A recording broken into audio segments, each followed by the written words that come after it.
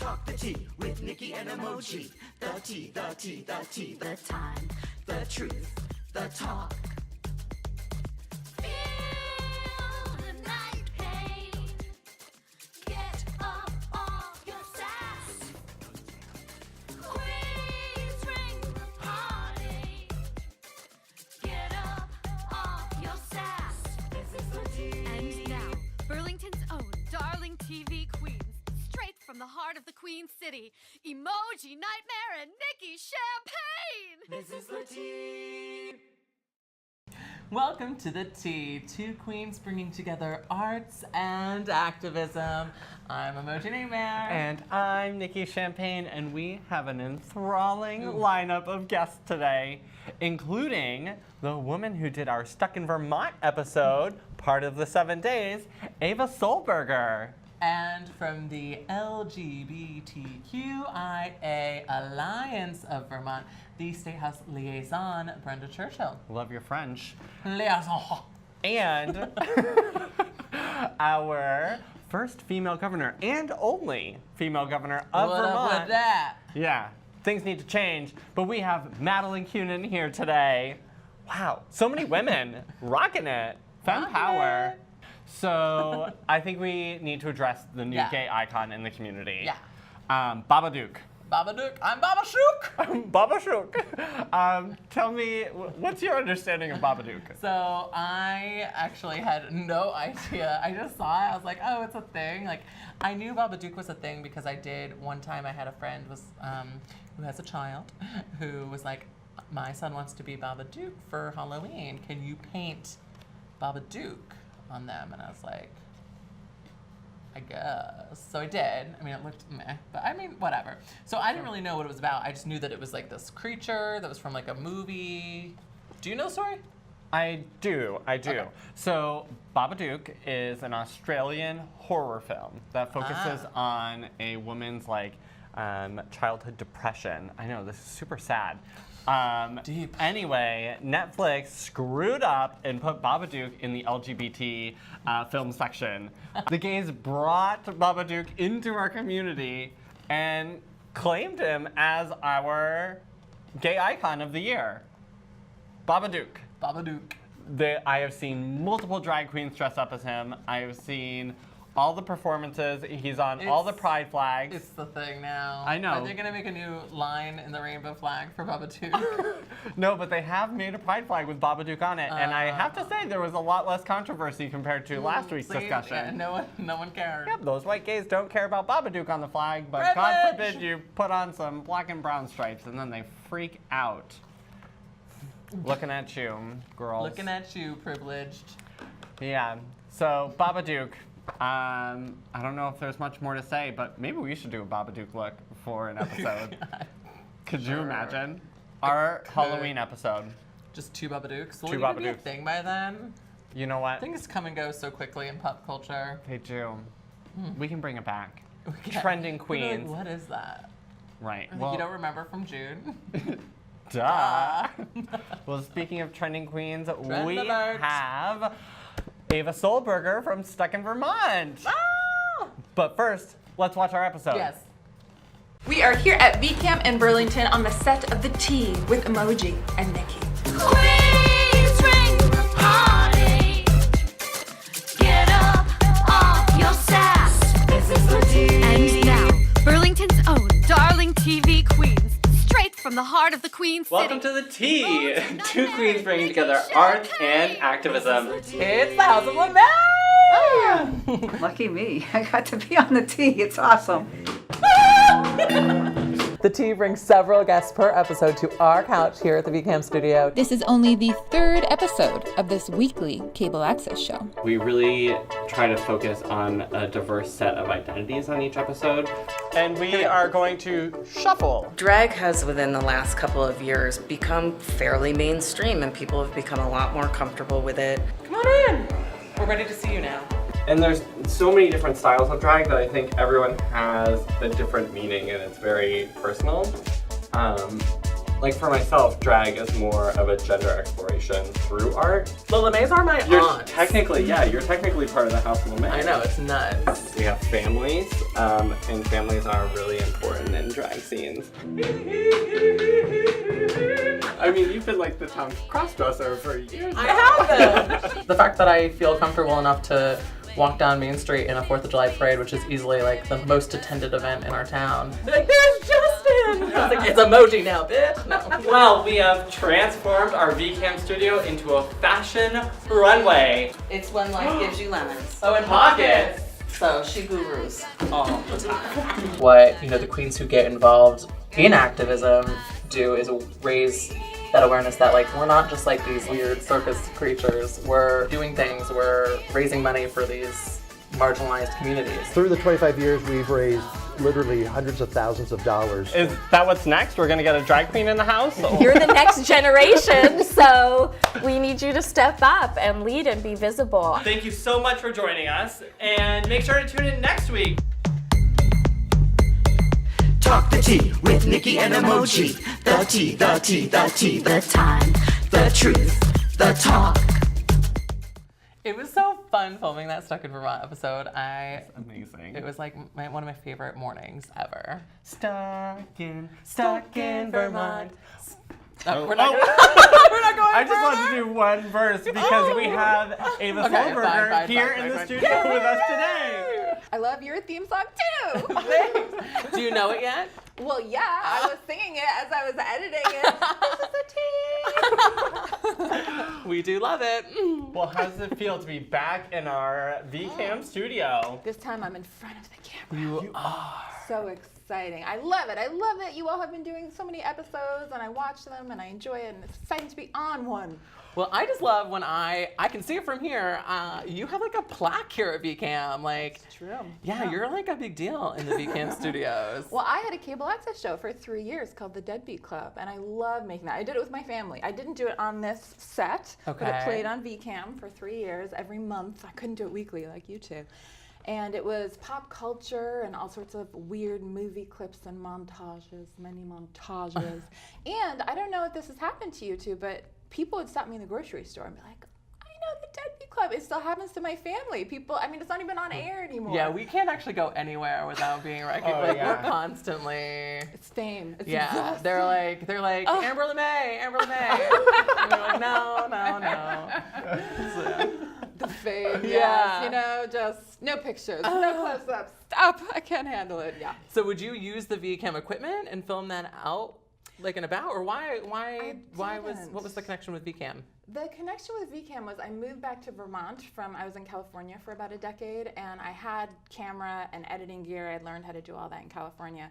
And when I moved back to Vermont, I was like, I'm gonna be in community theater, and I'm gonna have a cable access show. Those were my goals. You had goals. So I Okay. did It's just Grease part of that. with Lyric in 2004, so that was my big community theater debut. It was really exciting. And then I did the Deadbeat Club for 3 years. Were you Sandy, though? No, but Sandy ended up on Broadway. Oh! As did who's plays opposite Sandy, John Travolta's character. He also ended up on Broadway. So No, what is it? Danny Zuko. Yeah, there we go. I wasn't confident with that. I was like, damn. Exactly. We got to do that in the end. We did the whole. I don't remember. Oh my God. But we stood in a line and did the whole pan jive. Right, because they just did that as a live Shabba-dabba-dabba-doo-doo-doo-doo-dum. Exactly, that last song. Yeah. You practically know all the lyrics. You should be in Grease. You know what? Coming soon. We were to talking community about a theater. musical Emoji Nightmare. beforehand. Are we going to do a Grease musical for Stuck in Vermont? Oh, I wish. It is going. So my 500th episode is coming up. I've been doing this video series Stuck in Vermont for 7 days.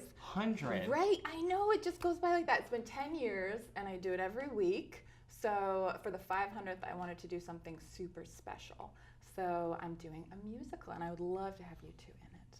I would love nothing more. Yeah. Bring the glamour, the star power. You could do what's another episode of Stuck in Vermont for me? I mean, at this point. Exactly, but it's so many. Yeah.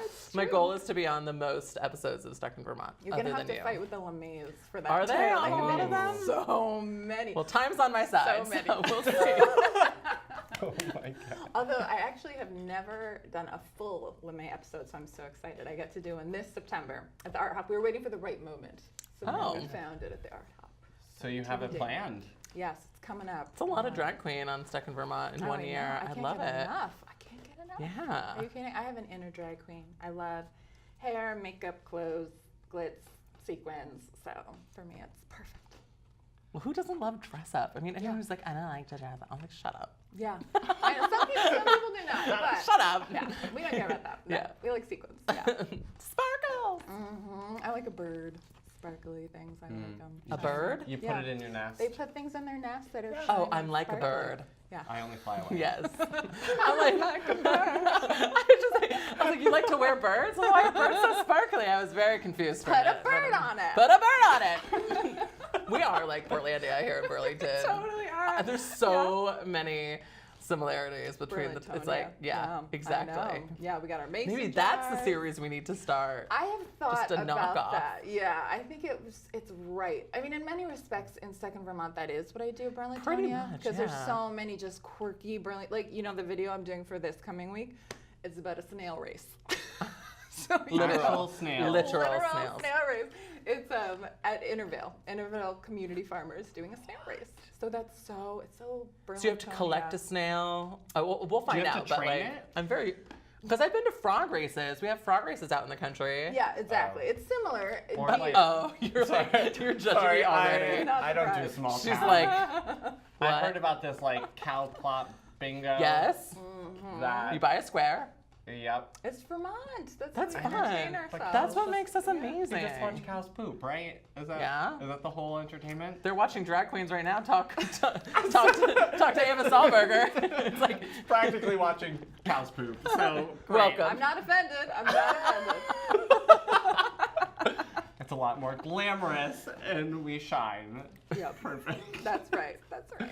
Wow, that was That quite was- quite the we did a journey. lot. Yeah, we Yeah. did do a journey there. And we're back. And All right, we're back next. at the VCAM studio where you got your start as well. That's right. It's true. So the Deadbeat Society, did you take any of that inspiration into Deadbeat Club. Deadbeat Club? Yeah. Sorry, We were I'm a thinking society. of like Dead Poet Society. Thank you. That's right. Is that where you got the name from? The Deadbeat Club. Well, you know the famous song. You don't No. know the famous song? B-52s.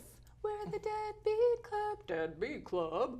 Come on. You haven't heard that? That's like, you know the B-52s, sure. yeah, I do. Love Shack. Shack. Right, so Love Shack is perhaps their more well-known. Yeah, I song. know The that Deadbeat one. Club is maybe less popular. But Okay. It's awesome. That was So the that was where I inspo. stole it. Yeah. Okay. And the problem with the Deadbeat Club was I used a lot of copyrighted music and video clips, and it began like we started putting them on YouTube as well, and they got a lot of attention because of the celebrity element. You know, I would make fun of Britney Spears or whoever, and I would do like these montages for tortured artists, and I would take all these movie clips and plop them in there together and use like a copyrighted song.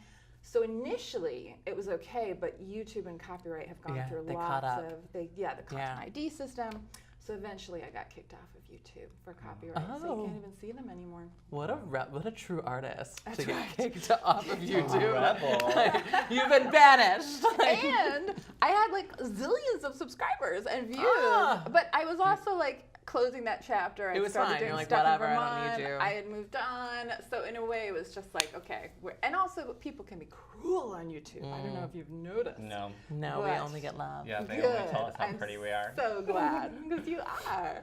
But yeah, people can be a little mean. So I was okay with moving on and doing Stuck in Vermont.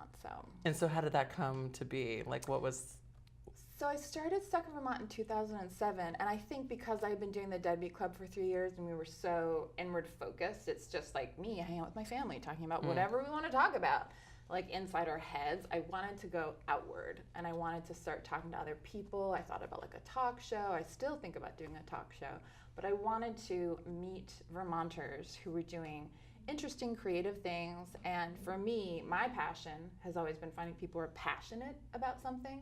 I'm just so nonplussed by people who aren't into what they're doing. I mean, there's no story there, right? So you need like the meat. You need people who are excited about what they do. And there's so many people like that in Vermont. And there's so many people just doing unusual things, so many artists. And that's always been my focus, is artistic people and also people who are just passionate. And I was really nervous when I started just because I'm not used to interviewing people with a camera. And I remember the first video I did was an art show in Stowe, and I interviewed James Chaka, a local comic book artist, and I was shaking. I was so like, and, you know, the lighting was bad, and the framing was bad, and the audio was bad, and all that stuff. But the style of Stuck in Vermont from that first episode to the upcoming 500th, it's the same. It's just kind of like quirky, fast-paced, fun people. So I definitely, I think, have grown as an artist in that time, but I think the heart of it is still the same. So that's what kind of keeps me going week to week. So when you started it, was that a 7 days? Were you working for 7 days at the time? So my sister, she does film criticism for 7 days, Margot Harrison, and she was working for them at that point. So I was talking to Kathy Resmer about, oh, we should have video at 7 days. Oh, we should work with you somehow, but we didn't know really how. So starting on the 4th episode of Stuck in Vermont, which was about Sonic Youth at Higher Ground. They just played there, and everybody went like batshit. They were so excited about it. And so I made a video about that, and that's when 7 days started paying me $50 a video as a freelancer. And I was making 1 to 2 videos a week, and that was in, I think, February of 07. And then in June of 07, we sat down, and I was like, look, I work 40 hours a week on these. I can't do them for $50 anymore. And they said, okay, we'll hire you full-time then. Wow. And I've been full-time since 07. Amazing. 10 years, I know. And is that your like only is that your focus? Is that your day-to-day? Is it just Stuck in Vermont? Yes. And believe me, I mean, it and takes you have time. James is on your staff now, right? I do. I have a wonderful assistant, editor, shooter, multimedia journalist, James Buck, who's amazingly talented and shot half of your video. Yes, he did almost all of the James. Butterworks video. It's beautiful because he shot it so beautifully. He did all those. Well, and drone cows are shots. so cute. Like I know. all those shots of cows Munching grass. Yeah, and just like being No quirky. pooping. Yeah, no pooping. No cow Cud. pooping. Their tongues just like. Oh, I learned taught you all about cud. cud the other day. Why was I teaching you about cud? Well, because did we we get were on in a that? field, and you said something about cud. And We're on I location had, at a photo shoot. Yeah. No big deal. Yeah, big exclusive. Keep your eyes out for that one. But yeah, I didn't know about the regurgitation and all this other gross stuff. Do you know why? I Googled this. No, we didn't. I think you asked why. I was like, I don't know. They just have 4 stomachs. Do you know why they do that? No. Potentially, I read this online. This is a theory that the reason why they chew their food twice is because they're such targets that they want to eat fast and get out of there because everybody wants to go get them because they're easy to attack, I guess. And cows so, are? Cows, yeah, that's a theory. So as to that's why like they chew it's like an twice. instinctual. It's like a So you eat DNA your sort food of up, thing. you get out of there, and then you eat it again. You move on. So it's just a got way it. for you to not be somewhere too long because. Okay, so That's my issue. They only chew it twice. I thought it was That's 4 understandable. because I You thought there might was be 4 right. stomachs. You I might don't be really right. know. We need to fact check. But you know what I do know about chewing your cud? This is so interesting. The queens discuss cows for 4 full minutes. Colin was saying, because he takes care of the cows at Butterworks, he was saying, if he doesn't see them chewing their cud, there's something wrong. Oh, like he knows. Because it like, means they're healthy. Because it means they're well fed. Because these cows are grass only, so it means everything's working right. So when you see cows chewing their cud, you know they're doing good. It's doing a good job. It's a healthy cow. Exactly. That's These the one are you the wanna things you eat. learn when you're making videos. And I remember watching the Tiny House episode, which is that your most popular one, or? At this point, the J Peaks Pump House is the most popular one, but the Tiny House one was an earlier one you did, was right? very early. And Alan it Johnson. went sort of viral, not massive viral. It went viral in the Tiny House movement community. Okay. So that was early on, and as happens, like I had my mom with me. It was winter. We were looking for this guy, Peter King. Guy's nuts. Like he's so cool. He's very intelligent. He's one of those sort of like can talk and talk and talk. Yeah. And yet. So we met him on this mountaintop. It took us forever to find him. We got lost. It was like Johnson in the middle of nowhere. And I made this video about him, and his whole goal was to help people understand how to build tiny houses, affordable tiny houses. And he was like, I'll help you. Like he was very right. And he had been putting up flyers around town. He has like a landline. He doesn't have a cell phone. He doesn't do email like your typical Vermont backwoods person. And that was his goal, was just to reach out and share the gospel, the tiny house gospel.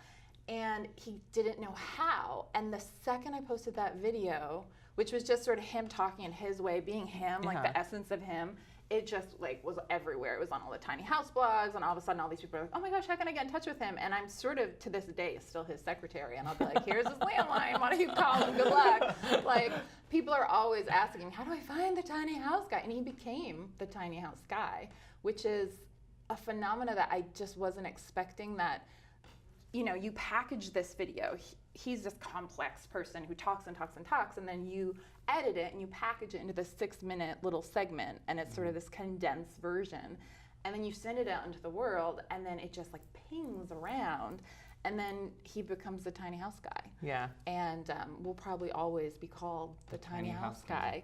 And that's kind of how the internet works. It's magical. There could be worse things, but Could be. could be called tiny, you know? Yeah, it's At true. least it's a house. It's a you know? house. And because of that video, he went all over the world making tiny houses. There so you he got go. his goal. Like, his goal was just to share his information, and he does that. And I think I did another video on him, and he had built like 10 houses in that year. So it's definitely like going to people's houses and showing them how to do it. That is so cool. Yeah, so that's like the good power of internet video.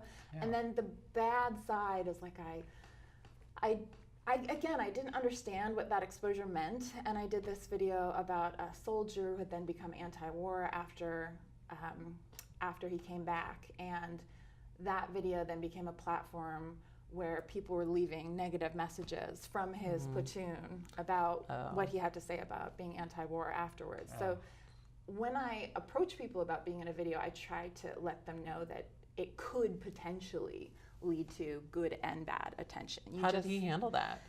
I think it was hard on many levels. I mean, I think this was a person who was super pro-war and then super anti-war. So he became this spokesperson, and in many ways, not just through the video, he was getting a lot of blowback from people who had known him before. And I think it was really, really hard.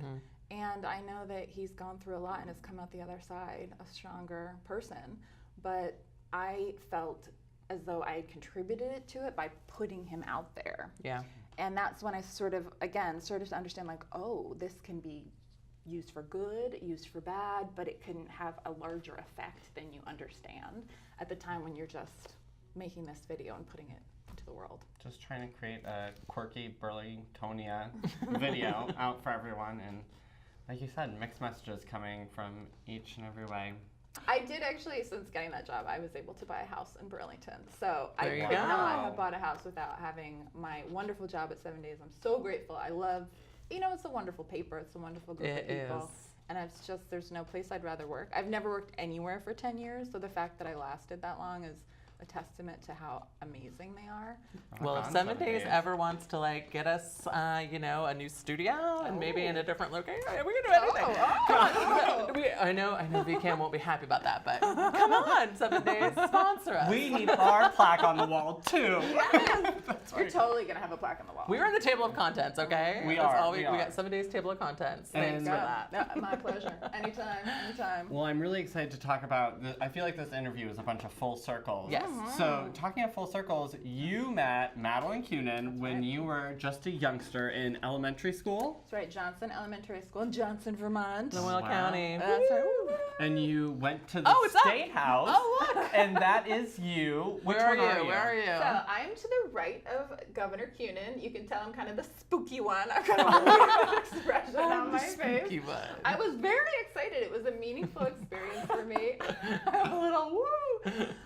But we went there 5th or 6th grade, and to meet the governor, who is intelligent, respected, powerful, doing such good work, and then to have it happen to be a woman, you have to see it to be it. And that was a big moment for me to realize, like, oh, okay. I was raised by a feminist, I'm a feminist, but to see it in action was really, it meant a lot. And I know it wasn't just me, it was the other students. It meant a lot to all of us. And so I interviewed Governor Kunin later when I was doing Second Vermont on a VSO fundraiser, and it was so cool. Again, that full circle thing, when you grow up in a state and then you get to interview these people who had a big effect on your life, and to be able to be an adult and be a little more similar in ages, or it feels, like we're similar in status, and just to be able to have that conversation. in Darren that Perry role. talked about that on our last episode, growing up watching Merciless Parsons and then taking over his position as an anchor. Yeah. Like it's that small town,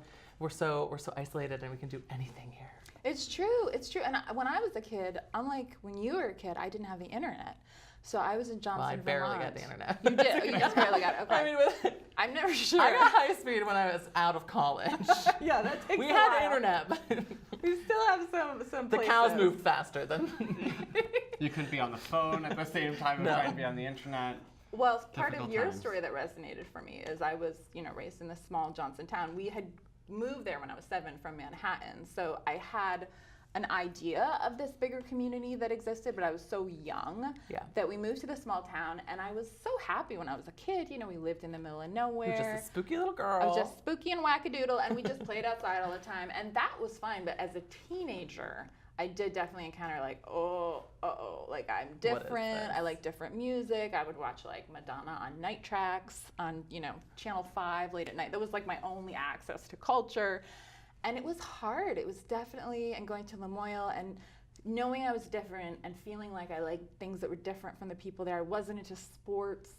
I just had that sort of square peg not fitting in the round hole feeling. And it was really hard because if I could have gotten in the internet and been like, oh look, there's people just like me everywhere, it would have given me just that comfort and security, I think.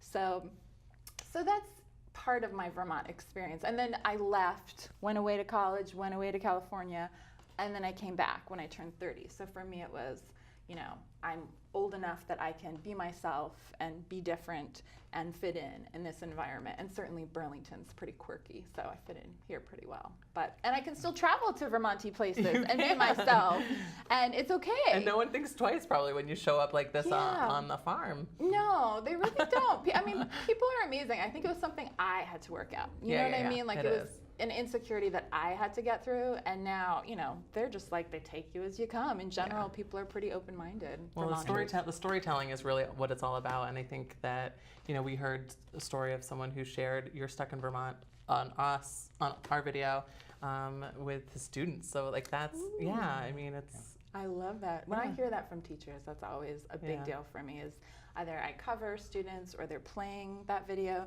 and just knowing it has that life and it goes out there and sort of. It's the good. It's all the good part of it. It's the good, and it's showing kind of maybe the Vermont that is not the traditional idea of Vermont. Is yes, it's farmers, but it's also artists, or it's like a farmer who's got a quirky hobby or something, and collects John Deere materials. I saw that one. Yeah, I love that. The gamashes. Up in Franklin County. I love the gamashes, and his wife collects cats. Yeah. They're just my favorite. I love them. I'm dropping some good Stuck in Vermont trivia. Good. That was the cutest episode. I think I cried in that one. I don't even know. I cry all the time. Anyway, Eva, thank you so much for being here. Thank you both. I had a great time. It's so great to see you every time, and can't wait to be in your 500th episode. Yes, I can't wait. You two both. Because we're stuck in Vermont. I see what you did there. I did it. So we will be right back with our next guest.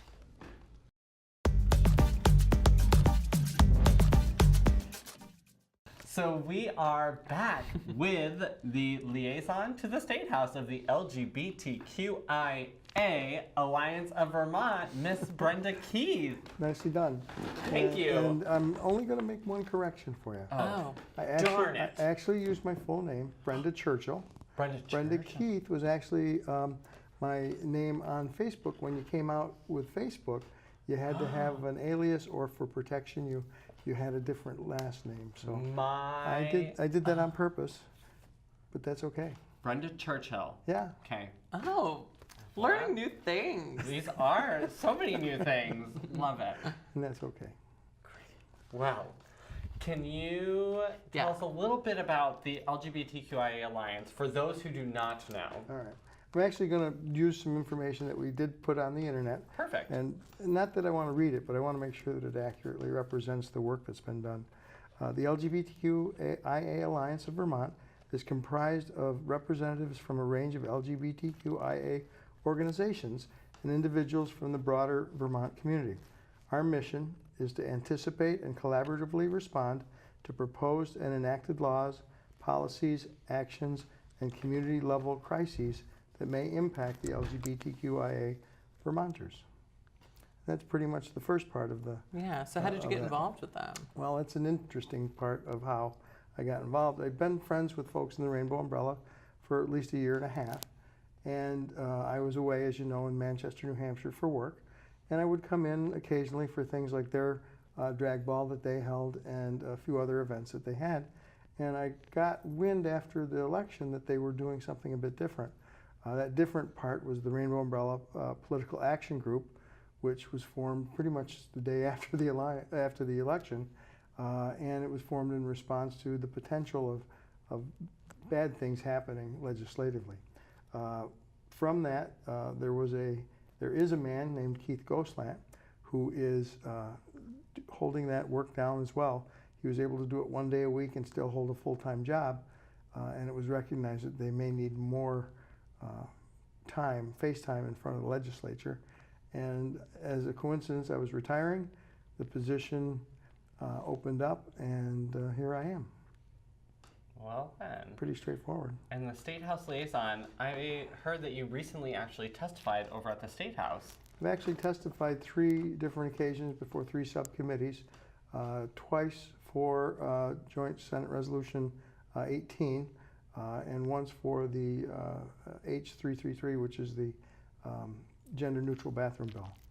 That's coming back to the Senate in January. Because it did not go through the first time. Well, it went through the House, and you've got to remember how laws are made, and it's been a learning process for me. So if you're not involved in it every day, you probably wouldn't have a clear idea of the path to, from a written statement to a bill or how it gets through the legislature. Right. My only understanding is the Schoolhouse Rock version of I'm just a bill. And you know, my memory's a little foggy. I can see it though. Yeah, it's a good graphic. I'm just a bill. That's it. I'm not going to sing anymore. That's it. That's all I got for You sure?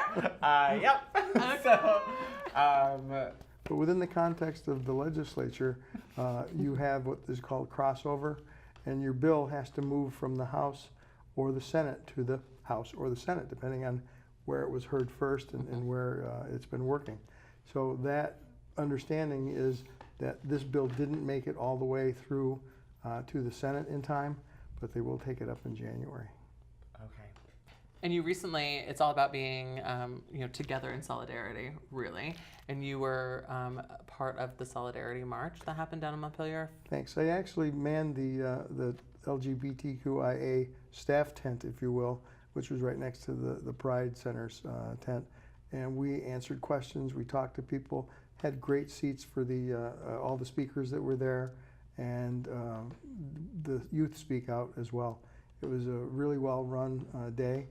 We had our march, we had our speakers, we had our youth speak out, and actually general public attended and spoke out as well. So it was very well done, and my hat's off to the folks who organized that through the Rainbow Umbrella of Central Vermont. I heard there were some amazing speakers throughout the day. And you ended with a dance party on the Statehouse lawn. Well, we actually danced a little bit before, and dancing throughout the day. And afterwards, it was kind of quiet. Things were pretty somber after they did the Pulse tribute, which was perhaps the most meaningful of all the ceremonies that day. We had 49 people with flags representing the 49 victims from the massacre at the Pulse nightclub a year ago. And then we also read Amos Beattie's name as a victim of violence against transgender folks here in Vermont. Right. So it was a very solemn afternoon, and that actually was a good piece on one of the news shows if you saw it. Yeah. It's a difficult topic, but one, especially within the year anniversary, one that we really need to focus on and fight forward for. Very much, and part of it is just guarding yourself to know that no matter where you are, you have to be aware of where you are. And this state, although it affords the best protections, I think, of all the states in the union, there's still people who will look to do you harm. Doesn't matter whether if you're trans or not, just need to be focused. So, if people were interested in getting involved in the LGBTQIA Alliance, how would you recommend that they can get in? Probably the best way to do it, since we're an umbrella organization, is to focus and look at your organizations locally. In southern Vermont, we have the Green Mountain Crossroads of Vermont, and H.B. Lozito runs a great organization down there. Here in Chittenden County, we have the Pride Center of Central Vermont with the executive director, Sue Hartman. And then there is the Vermont Cares, which again you could volunteer at, and Outright Vermont if you're involved with the youth as well. I hope to be a counselor there this summer, or at least a volunteer counselor, and do some work with the youth. And then of course Rainbow Umbrella of Central Vermont, which is again an organization in the Montpelier area. And I would say join those to begin to be active, and understand that within those organizations we send out a liaison report weekly of work that I do, bills that we're working on, and where they're going. So it's a comprehensive report that lets every member know what's going on, and that's a good way to get your information. Awesome. So the general public can also get this newsletter, or is it only to the organizations? Thanks. Right now it's only to the organizations, but we're looking at three-tier approach to the alliance, if you will. First is the member organizations, which are LGBTQ focused and mission driven. Allies who have intersectionality within the LGBT community, and I'll use Vermont Center for Independent Living as an example, organization that supports housing and placement for people within the community. There's a couple of others that come to mind, but that's the second tier. And the third tier may be individuals. We may be looking at folks who are interested in joining just the liaison part, or to keep up and get news from it. We've had interest there. We had interest at the rally, and we took people's names. We're working on trying to decide how we want to evolve that portion of our organization. Great. And so this is an you guys are so overarching cute. question. We are You guys are adorable. so cute. More of an overarching question. What are some of the changes that you feel need to happen here in the state of Vermont for specifically the LGBTQ plus community? Thanks, Nikki. One of the things that I've looked at nationally is a move to add a third gender to driver's licenses. That's already going to be law in New Hampshire. I'm sorry, not New Hampshire, Oregon. It's going to be law in California. I was told that the District of Columbia has a similar method of being able to check off the third box on applications. And I think if I can be presumptuous enough to say, I think we really want to work towards the future, and this, of course, would be where Outright and that group comes in, and the kids. I mean, can you imagine a kid going to get their learner's permit with their mom and filling out, Mom, M and F don't fit for me. They don't work for me. So to avoid that and to produce something that is sustaining would be great.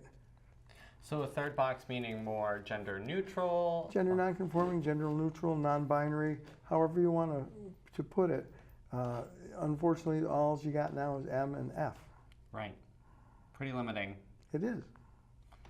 So looking forward to our youth seeing the activism that comes out of them. I mean, I do love Outright. I'm glad that you tutored Camp Outright 7.0 because it's going to be a lot of fun. It's just so magical to be in that space, especially for a full week.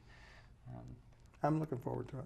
Awesome. Well, one of my previous jobs, I worked with kids almost exclusively, and Nikki knows where, I'm sorry. Emoji. I'm working on. It's a tough one. On that one. Knows that I worked at Smuggler's Notch for many years. Yes. And I worked, Mountains of Adventure. I worked with it. I worked within the children's program, which was my primary focus, and I had a blast. The energy that you get from kids is amazing, and working with specifically LGBTQ youth is just fantastic. I'm looking forward to it. So much glitter, so many rainbows. Can't get enough of it. Well, Brenda, thank you so much for being on our show. Thanks. Did the time really go that fast? It really did. Time flies when you're having fun with two queens. I just want to leave you with one quote that I use. Please. And I actually have this on my refrigerator because it's a refrigerator moment, and it's activism is the rent I pay for living on the planet. So true. And I want folks to think about that. Even if you have to reverse mortgage that part of it, now is the time. Even if you don't have a refrigerator. Yeah, even if you don't have a refrigerator, now is the time to get busy. And I advocate everybody to take a stand. We're going to need everybody. Yeah. We're not just going to need the few people in this room. We're going to need everybody. It's the time to step up. We're in a difficult political time, difficult time in the country. So, yeah. Thank you so much, Brenda, and thank you for that quote. That was really meaningful. Thanks. Awesome. And we will be right back with our next guest. Who could it be?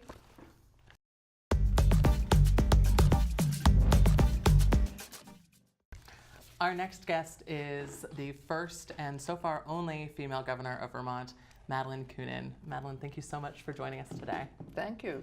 Absolute My pleasure. Yes, our pleasure, really. Honestly, truly. yeah, we are so excited. We got you booked on the show before we even started. You were interested right from the beginning. It meant a lot, to be honest. It was really nice to be able to have your support from a distance, even. All right. So, to get things started, how did you get involved in politics to begin with? Well, it's a question that has a short answer and a long answer. The long answer I wrote in my book, my first political book called Living a Political Life. But the short answer is there were two issues that really caught my attention very deeply. One was the women's movement of the late 60s and early 70s, and that really grabbed me. I was a strong believer, and I listened to all the information about how few women are in politics, which unfortunately is still true today. But people like Gloria Steinem motivated me to be at the table where the decisions are being made. And the next movement was the environmental movement, which also burst upon the scene in the early 70s. And I was just a natural environmentalist. It just seemed totally sensible to me. And fortunately, Vermont is a strong environmental state. So I didn't know whether I would like politics or whether I was any good at it. And I found out yes to both. But I never, there are no politicians in my family. This was not an inherited position, and I sort of worked my way up. I first ran for the legislature, and fortunately there was a non-incumbent.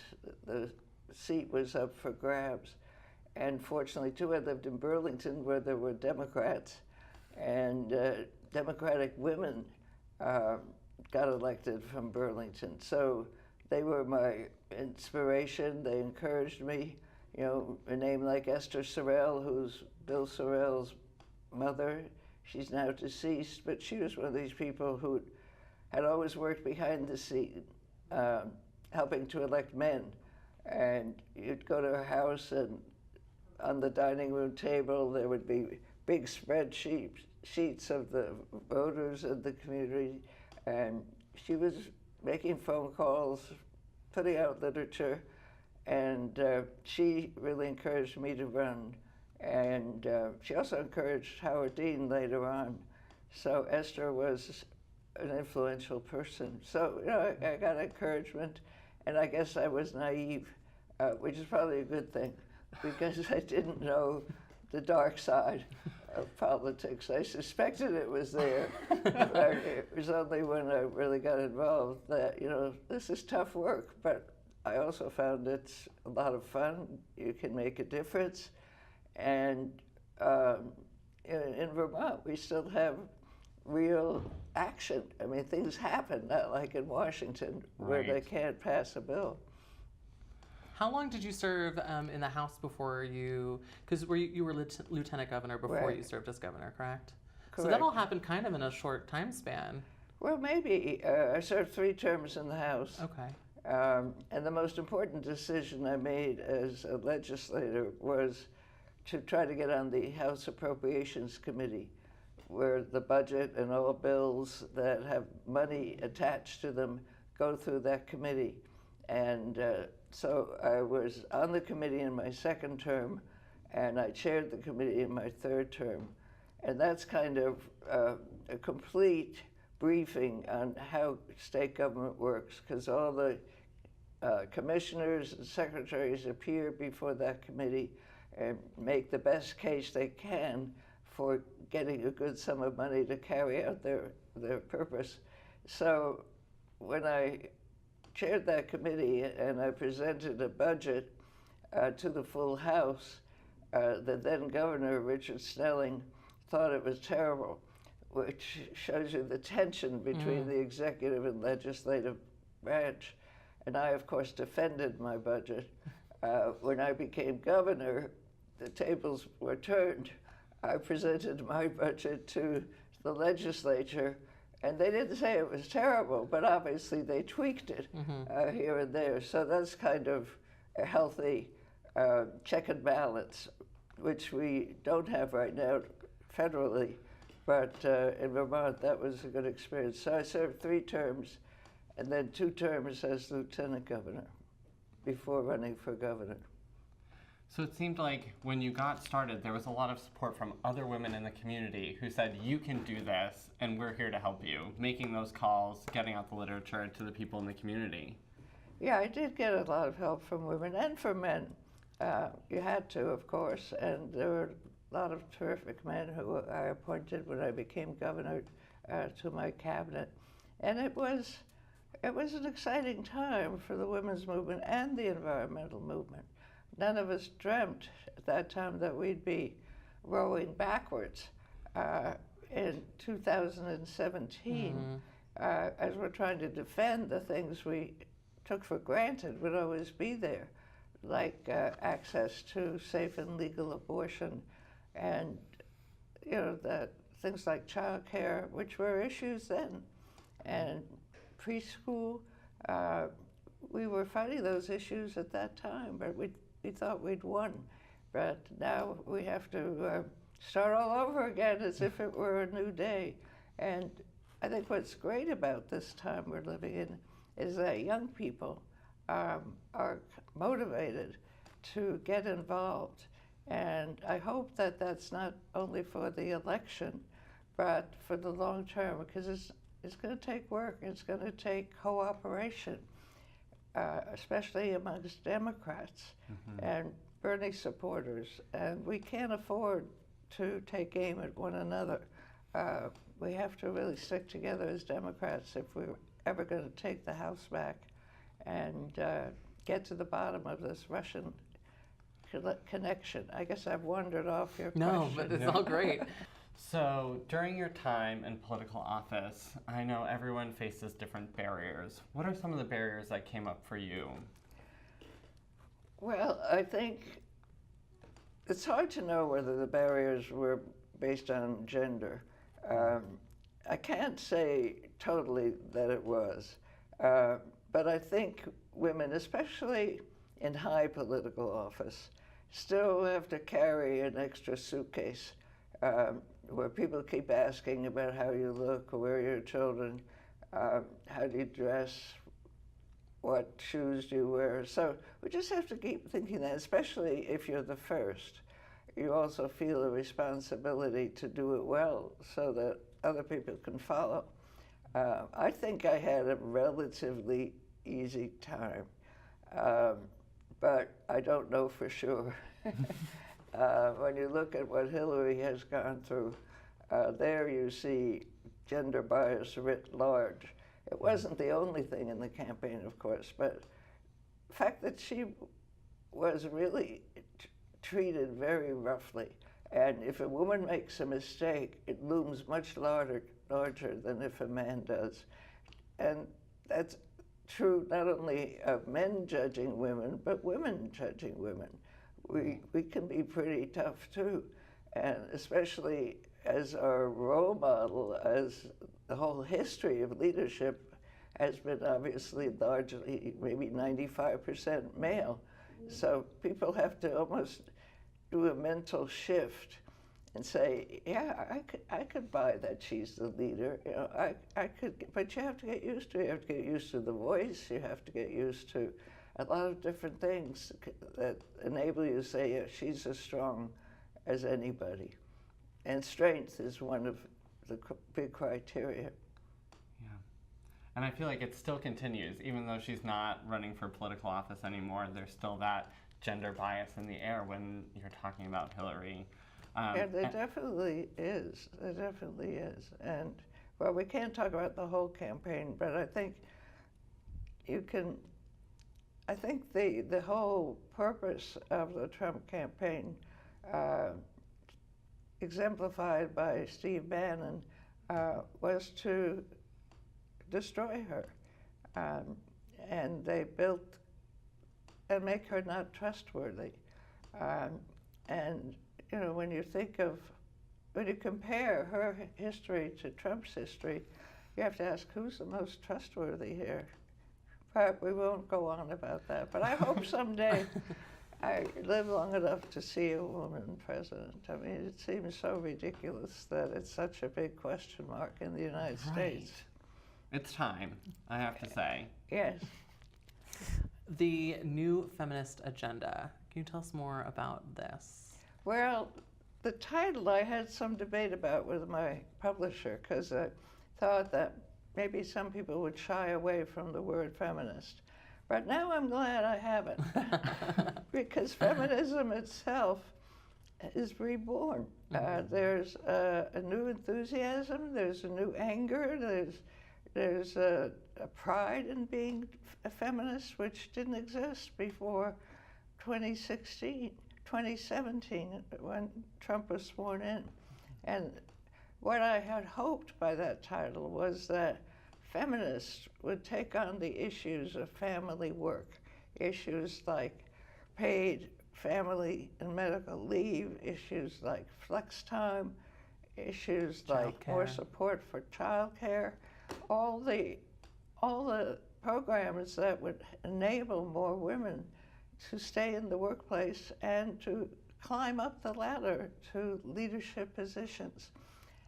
What I didn't expect was that these issues would be talked about and debated without the feminists or the people who identify themselves as feminists. I think most women actually, especially women in the workplace trying to balance everything, are feminists at heart, even if they don't assign that label to themselves.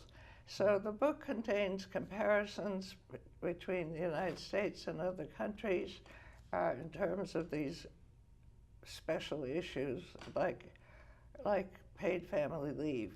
Just as an example, my son's partner who lives in Montreal and has Canadian citizenship, they gave me the great gift of a 4.5-month-old little girl. But the mother, Chantal, can take a year off, is taking a year off for maternity leave. And her job is guaranteed when she goes back to work in January. So, and nobody debates this. I mean, the big debate is whether to expand it further beyond a year of family leave. And conservative and liberal politicians accept it. So if they can do it. Yeah, and it's probably been in place for years upon years, yeah, right? I mean, if I think it has if they're been thinking in about place. expanding it, then it must have been something that they're so used to at this point. That's correct, and the business community accepts it. Yeah, a lot of countries, like the Scandinavian countries, passed such laws in the 70s during the women's movement. That was part of the package. And of course, we didn't look at that at all. Right. If we did, it was with a very tentative raising of the hand. And it's just a way of life, and they do well.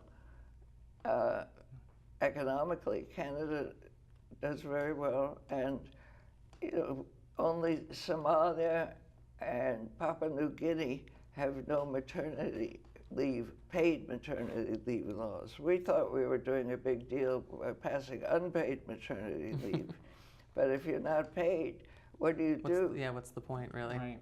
I mean, you either can take the time off and lose your salary, or you can go back to work and lose that critical and wonderful bonding period with a newborn. So, as well as having to pay for someone else to have that bonding time with your newborn. Right. So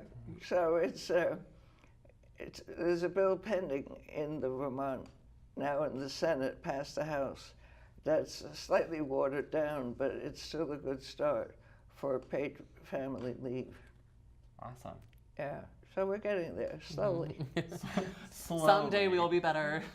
Yeah, I've lost my patience, I admit. Right, it's now like, get up and go. We need to make these strides now. Like, strike while the iron's hot. Did I get that idiom correct? That's correct. Awesome. And we'll close with just any advice that you may have to someone who is considering running for even any sort of office, even their local select board. Well, I would suggest get involved. Attend a meeting of any of the political parties and get a feel for it, get a sense of it, and most of all, read and follow the news. And don't think you can't do it. I mean, you could start by being on a school board or board of select persons, or working for a candidate in 2018. You learn an awful lot that way. But most of all, stick to your beliefs. I think fundamental to doing political activism is by really caring passionately about an issue or about a person or about a change that you would like to see. And then persevere. And especially young people can have a huge impact. Young people have a bad record of voter turnout. They often don't vote because they don't know what's going on or they don't think it'll make a difference. Well, never think it won't make a difference. Donald Trump got elected by very few votes to win this election, which he isn't letting us forget. But if more people had voted, it might have been the other way. Yeah. So inform yourself and keep faith in democracy. Democracy is being challenged right now.